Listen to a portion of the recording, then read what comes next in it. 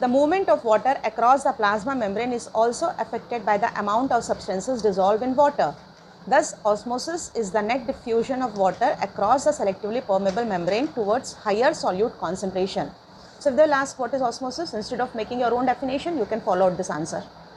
Okay? What is osmosis of water? How the osmosis of water is taking place? For that, this paragraph to be written. Like unicellular freshwater organism and most plant cells tend to gain water through osmosis. We know that when water is given to the root, it absorbs water. Absorption of water by the plant roots is example of osmosis. So here they can ask one more question. Plant are getting water.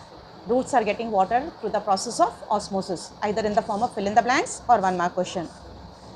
Thus, diffusion is important in exchange of gases and water in the life of the cell.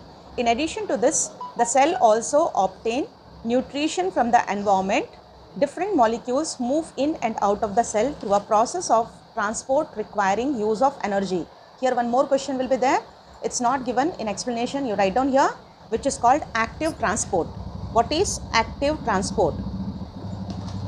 Active transport is of movement where the molecules will move in and out of the cell by the use of energy. There is energy requirement. As energy is required, we call it as active transport. Plasma membrane is flexible and made up of organic molecules called lipids and protein. So here one more question. Plasma membrane is made up of what? Plasma membrane is made up of lipid and protein. So we call it as lipoprotein membrane. However, we can observe the structure of plasma membrane only through electron microscope. As it is a minute structure, we cannot see it with normal microscope. We need electron microscope to see the detailed structure of plasma membrane.